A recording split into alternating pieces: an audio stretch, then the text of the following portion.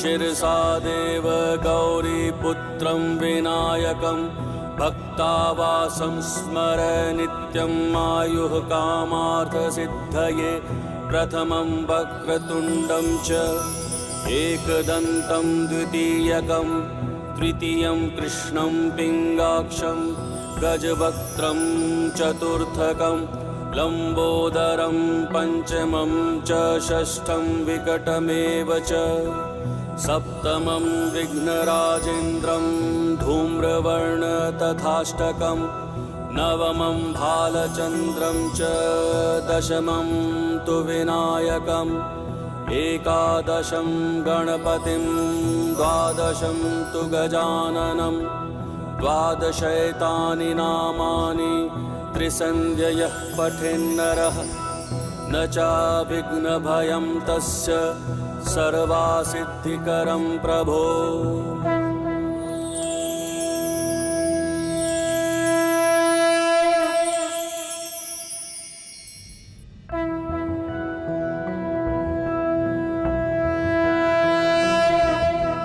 प्रणम्यं शिरसा देव गौरीपुत्रं विनायकं भक्तावासं स्मर नित्यं आयुः कामार्थसिद्धये प्रथमं वक्रतुण्डं च एकदन्तं द्वितीयकं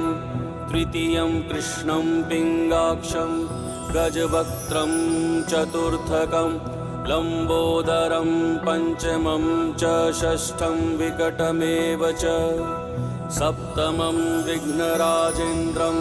धूम्रवर्ण तथाष्टकं नवमं भालचन्द्रं च दशमं तु विनायकम् एकादशं गणपतिं द्वादशं तु गजाननं द्वादशैतानि नामानि त्रिसन्ध्ययः पठेन्नरः न चाविघ्नभयं तस्य सर्वासिद्धिकरं प्रभो।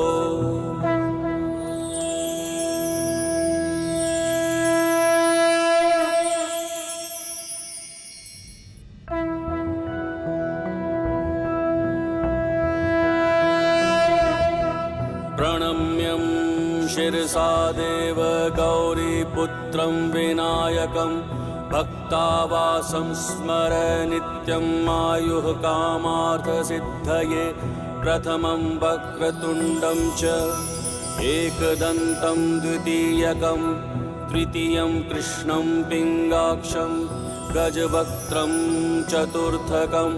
लम्बोदरं पञ्चमं च षष्ठं विकटमेव च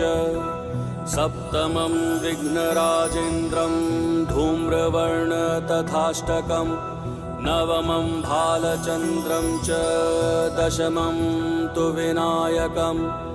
एकादशं गणपतिं द्वादशं तु गजाननं द्वादशैतानि नामानि त्रिसन्ध्ययः पठेन्नरः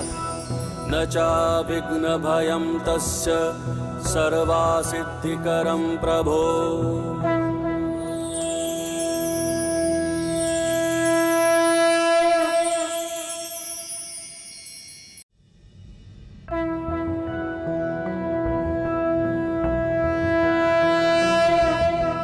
प्रणम्यं शिरसा देव गौरीपुत्रं विनायकं भक्तावासं स्मर नित्यं आयुः कामार्थसिद्धये प्रथमं वक्रतुण्डं च एकदन्तं द्वितीयकं तृतीयं कृष्णं पिङ्गाक्षं गजवक्त्रं चतुर्थकं लम्बोदरं पञ्चमं च षष्ठं विकटमेव च सप्तमं विघ्नराजेन्द्रं धूम्रवर्ण तथाष्टकं नवमं भालचन्द्रं च दशमं तु विनायकम् एकादशं गणपतिं द्वादशं तु गजाननं द्वादशैतानि नामानि त्रिसन्ध्ययः पठेन्नरः न चाविघ्नभयं तस्य सर्वासिद्धिकरं प्रभो।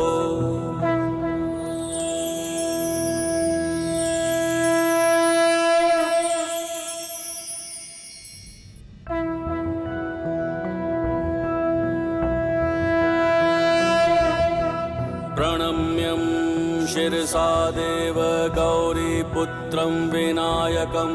भक्तावासं स्मर नित्यं आयुः कामार्थसिद्धये प्रथमं वक्रतुण्डं च एकदन्तं द्वितीयकं तृतीयं कृष्णं पिङ्गाक्षं गजवक्त्रं चतुर्थकं लम्बोदरं पंचमं च षष्ठं विकटमेव च सप्तमं विघ्नराजेन्द्रं धूम्रवर्ण तथाष्टकं नवमं भालचन्द्रं च दशमं तु विनायकम् एकादशं गणपतिं द्वादशं तु गजाननं द्वादशैतानि नामानि त्रिसन्ध्ययः पठेन्नरः न चाविघ्नभयं तस्य सर्वासिद्धिकरं प्रभो।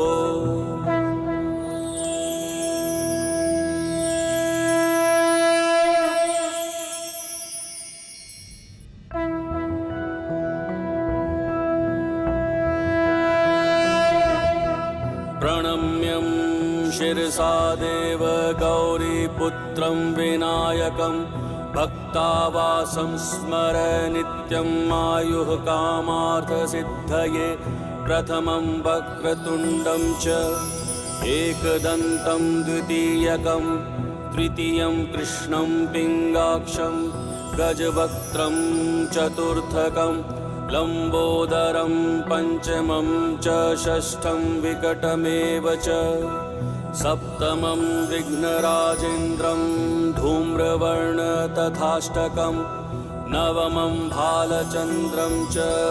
दशमं तु विनायकम् एकादशं गणपतिं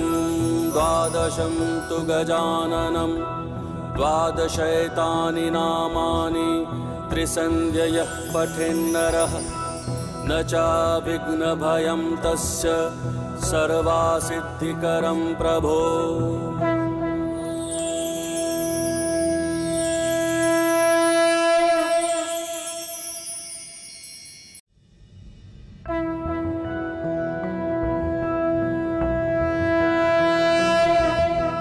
प्रणम्यं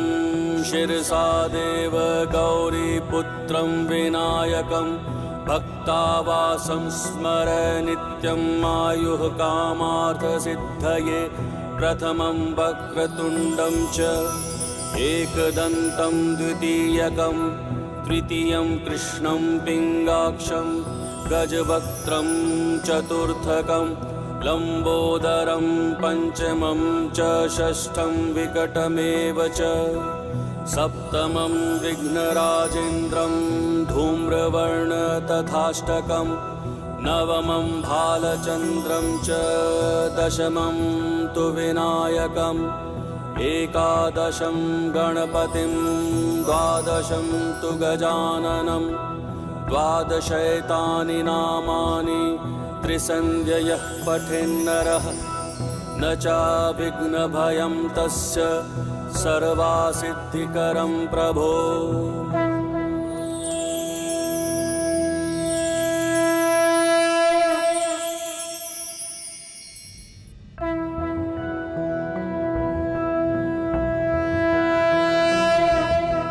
प्रणम्यं शिरसा देव गौरीपुत्रं विनायकं भक्तावासं स्मर नित्यं आयुः कामार्थसिद्धये प्रथमं वक्रतुण्डं च एकदन्तं द्वितीयकं तृतीयं कृष्णं पिङ्गाक्षं गजवक्त्रं चतुर्थकं लम्बोदरं पंचमं च षष्ठं विकटमेव च सप्तमं विघ्नराजेन्द्रं धूम्रवर्ण तथाष्टकं नवमं भालचन्द्रं च दशमं तु विनायकम् एकादशं गणपतिं द्वादशं तु गजाननं द्वादशैतानि नामानि त्रिसन्ध्ययः पठेन्नरः न चाविघ्नभयं तस्य सर्वासिद्धिकरं प्रभो।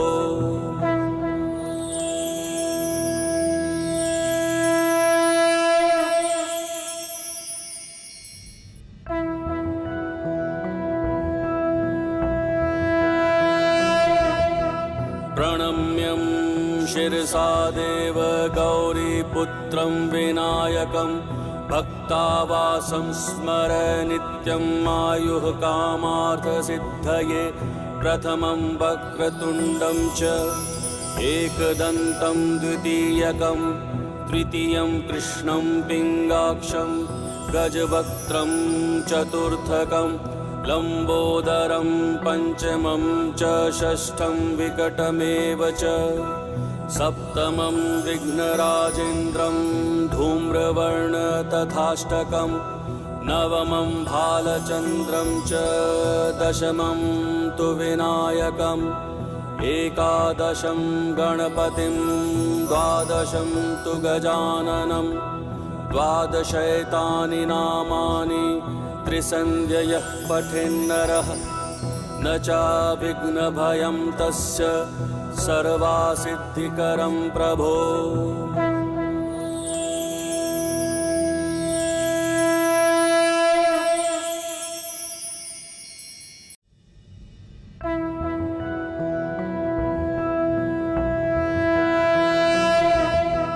प्रणम्यं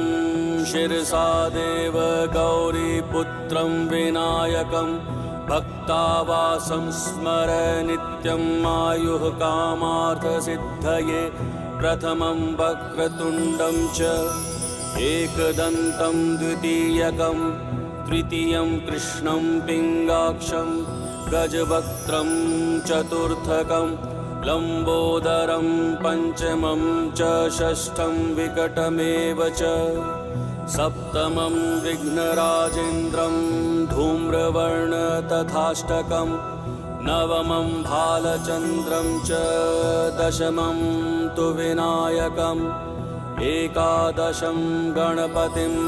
द्वादशं तु गजाननं द्वादशैतानि नामानि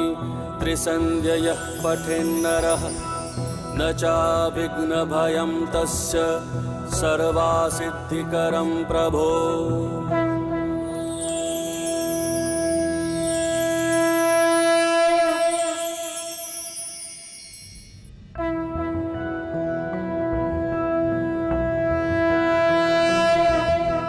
प्रणम्यं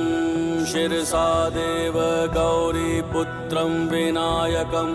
भक्तावासं स्मर नित्यं आयुः कामार्थसिद्धये प्रथमं वक्रतुण्डं च एकदन्तं द्वितीयकं तृतीयं कृष्णं पिङ्गाक्षं गजवक्त्रं चतुर्थकं लम्बोदरं पञ्चमं च षष्ठं विकटमेव च सप्तमं विघ्नराजेन्द्रं धूम्रवर्ण तथाष्टकं नवमं भालचन्द्रं च दशमं तु विनायकम् एकादशं गणपतिं द्वादशं तु गजाननं द्वादशैतानि नामानि त्रिसन्ध्ययः पठेन्नरः न चाविघ्नभयं तस्य सर्वासिद्धिकरं प्रभो।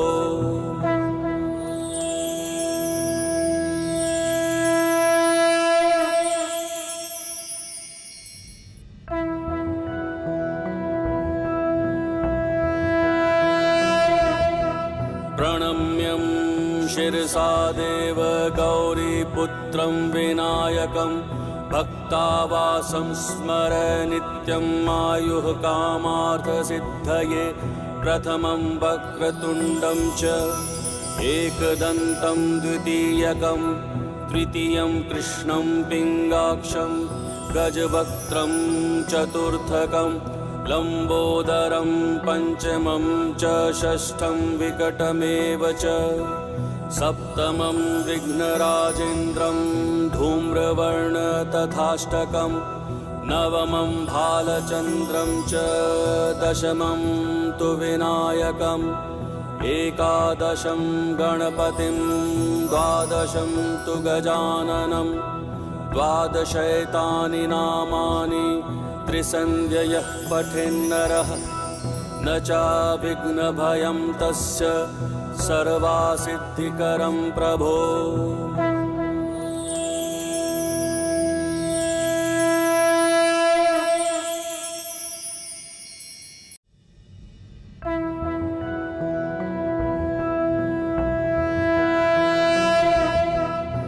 प्रणम्यं शिरसा देव गौरीपुत्रं विनायकं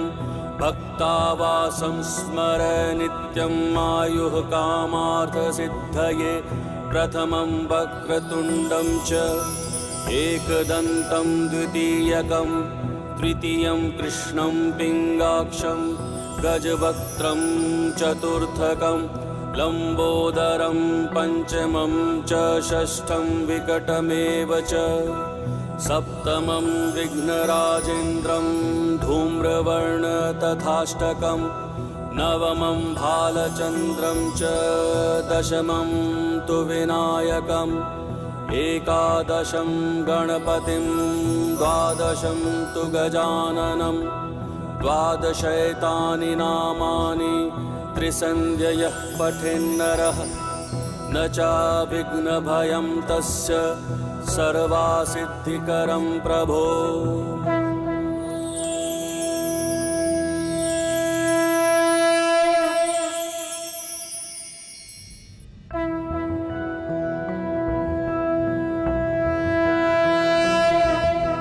प्रणम्यं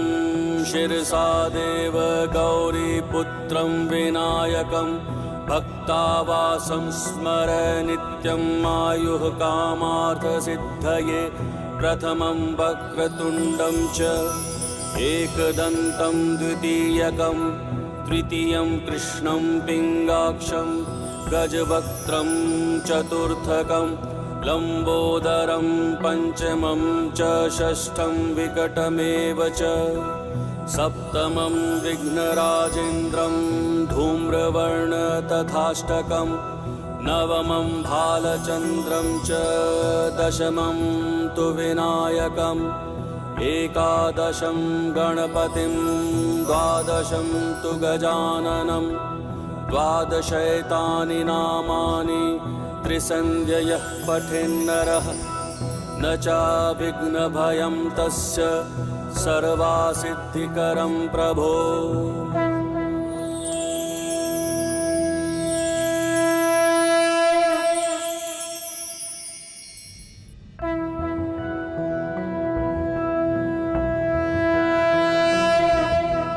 प्रणम्यं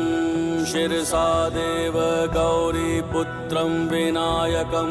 भक्तावासं स्मर नित्यम् आयुः कामार्थसिद्धये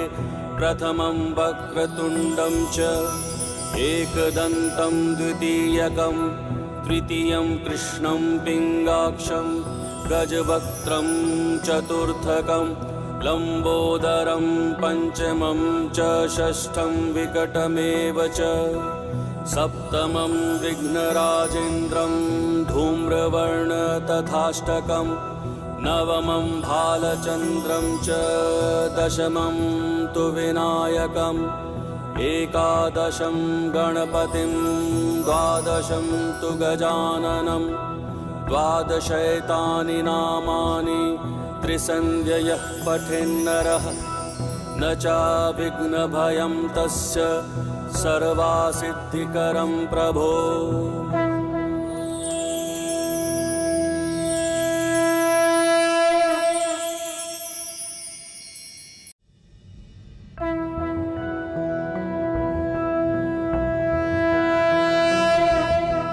प्रणम्यं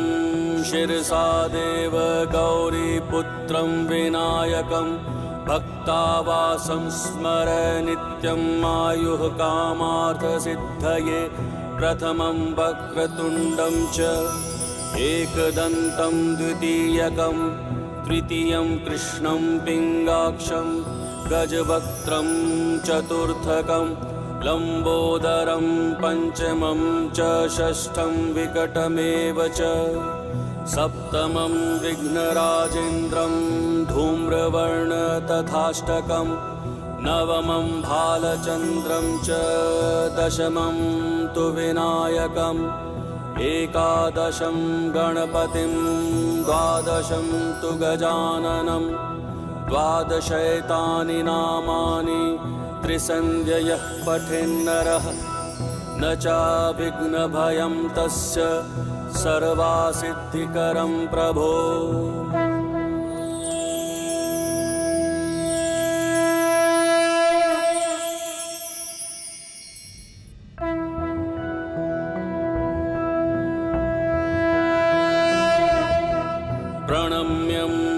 शिरसा देव गौरीपुत्रं विनायकं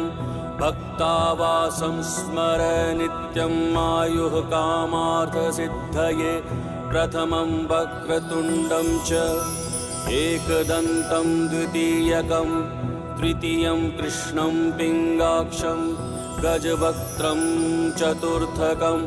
लम्बोदरं पञ्चमं च षष्ठं विकटमेव च सप्तमं विघ्नराजेन्द्रं धूम्रवर्ण तथाष्टकं नवमं भालचन्द्रं च दशमं तु विनायकम् एकादशं गणपतिं द्वादशं तु गजाननं द्वादशैतानि नामानि त्रिसन्ध्ययः पठेन्नरः न चाविघ्नभयं तस्य सर्वासिद्धिकरं प्रभो।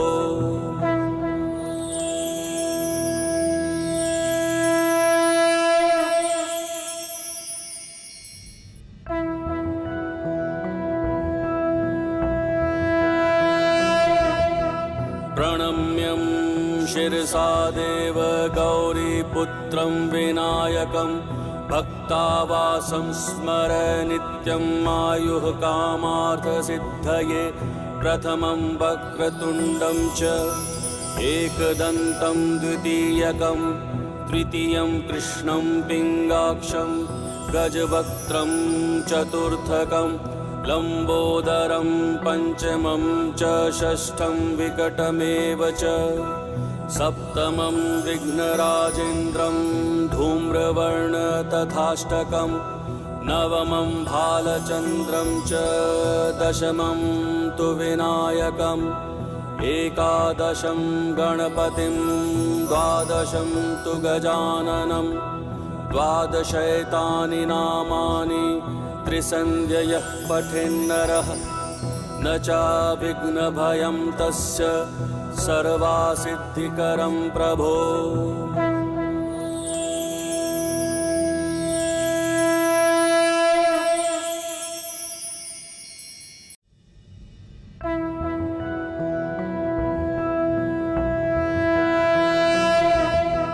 प्रणम्यं शिरसा देव गौरीपुत्रं विनायकं भक्तावासं स्मर नित्यं आयुः कामार्थसिद्धये प्रथमं वक्रतुण्डं च एकदन्तं द्वितीयकं तृतीयं कृष्णं पिङ्गाक्षं गजवक्त्रं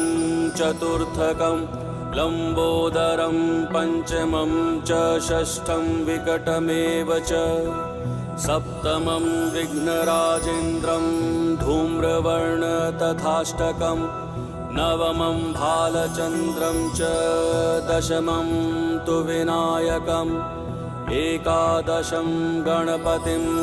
द्वादशं तु गजाननं द्वादशैतानि नामानि त्रिसन्ध्ययः पठेन्नरः न चाविघ्नभयं तस्य सर्वासिद्धिकरं प्रभो।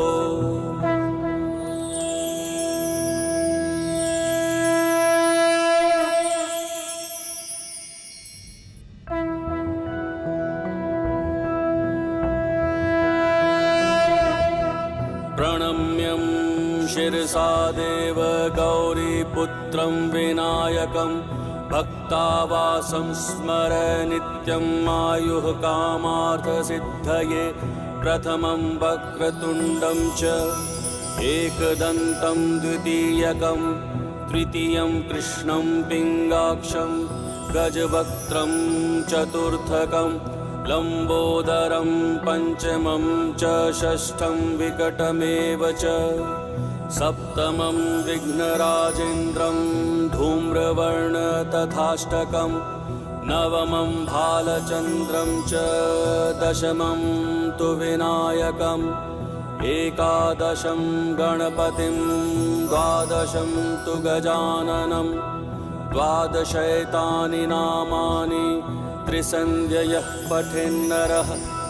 न चाविघ्नभयं तस्य सर्वासिद्धिकरं प्रभो।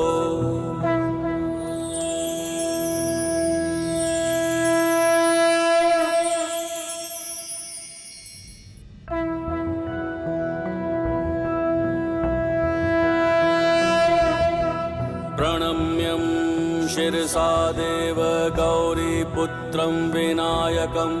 भक्तावासं स्मर नित्यं आयुः कामार्थसिद्धये प्रथमं वक्रतुण्डं च एकदन्तं द्वितीयकं तृतीयं कृष्णं पिङ्गाक्षं गजवक्त्रं चतुर्थकं लम्बोदरं पंचमं च षष्ठं विकटमेव च सप्तमं विघ्नराजेन्द्रं धूम्रवर्ण तथाष्टकं नवमं भालचन्द्रं च दशमं तु विनायकम् एकादशं गणपतिं द्वादशं तु गजाननं द्वादशैतानि नामानि त्रिसन्ध्ययः पठेन्नरः न चाविघ्नभयं तस्य सर्वासिद्धिकरं प्रभो।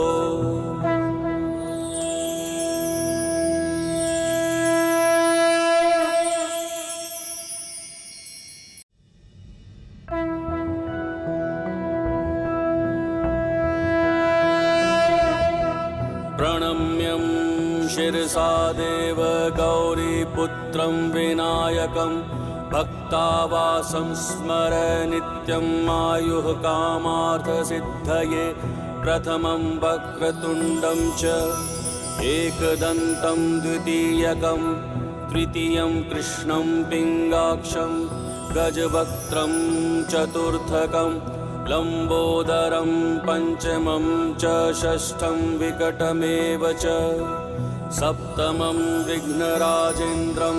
धूम्रवर्ण तथाष्टकं नवमं भालचन्द्रं च दशमं तु विनायकम्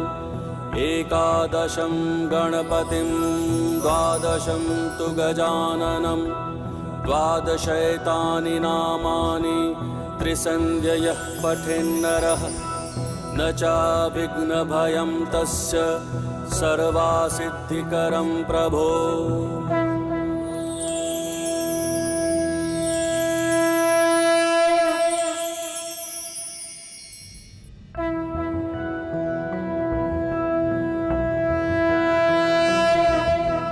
प्रणम्यं शिरसा देव गौरीपुत्रं विनायकं भक्तावासं स्मर नित्यं आयुः कामार्थसिद्धये प्रथमं वक्रतुण्डं च एकदन्तं द्वितीयकं तृतीयं कृष्णं पिङ्गाक्षं गजवक्त्रं चतुर्थकं लम्बोदरं पंचमं च षष्ठं विकटमेव च सप्तमं विघ्नराजेन्द्रं धूम्रवर्ण तथाष्टकं नवमं भालचन्द्रं च दशमं तु विनायकम् एकादशं गणपतिं द्वादशं तु गजाननं द्वादशैतानि नामानि त्रिसन्ध्ययः पठेन्नरः न चाविघ्नभयं तस्य सर्वासिद्धिकरं प्रभो।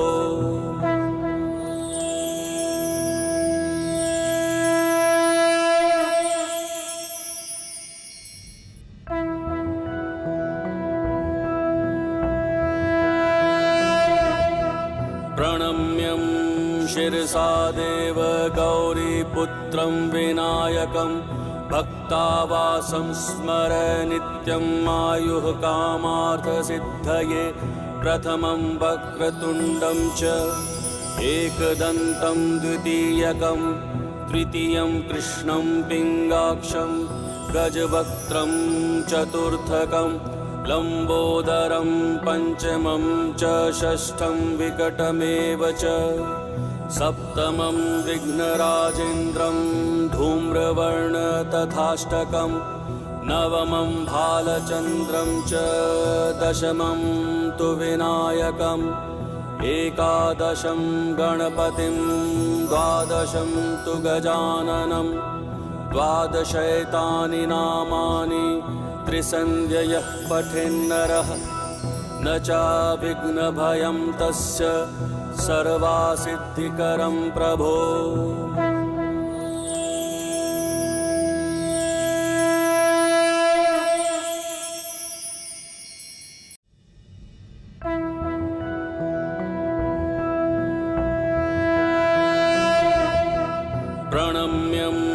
शिरसा देव गौरीपुत्रं विनायकं भक्तावासं स्मर नित्यं आयुः कामार्थसिद्धये प्रथमं वक्रतुण्डं च एकदन्तं द्वितीयकं तृतीयं कृष्णं पिङ्गाक्षं गजवक्त्रं चतुर्थकं लम्बोदरं पञ्चमं च षष्ठं विकटमेव च सप्तमं विघ्नराजेन्द्रं धूम्रवर्ण तथाष्टकं नवमं भालचन्द्रं च दशमं तु विनायकम् एकादशं गणपतिं द्वादशं तु गजाननं द्वादशैतानि नामानि त्रिसन्ध्ययः पठेन्नरः न चाभिघ्नभयं तस्य सर्वासिद्धिकरं प्रभो।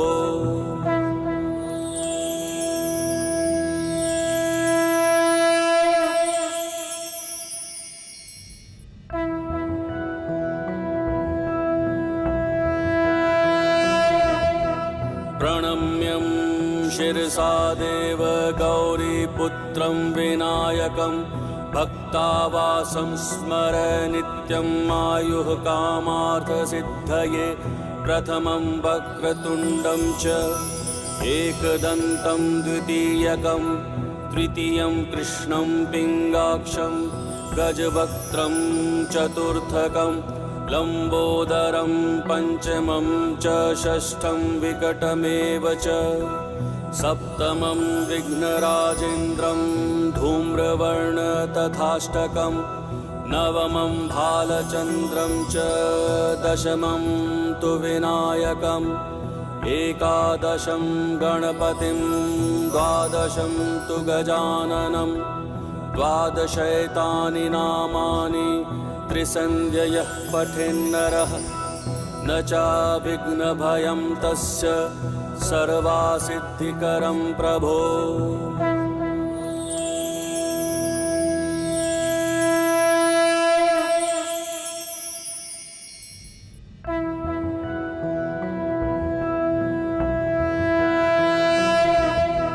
प्रणम्यं शिरसा देव गौरीपुत्रं विनायकं भक्तावासं स्मर नित्यं आयुः कामार्थसिद्धये प्रथमं वक्रतुण्डं च एकदन्तं द्वितीयकं तृतीयं कृष्णं पिङ्गाक्षं गजवक्त्रं चतुर्थकं लम्बोदरं पञ्चमं च षष्ठं विकटमेव च सप्तमं विघ्नराजेन्द्रं धूम्रवर्ण तथाष्टकं नवमं भालचन्द्रं च दशमं तु विनायकम् एकादशं गणपतिं द्वादशं तु गजाननं द्वादशैतानि नामानि त्रिसन्ध्ययः पठेन्नरः न चाभिघ्नभयं तस्य सर्वासिद्धिकरं प्रभो।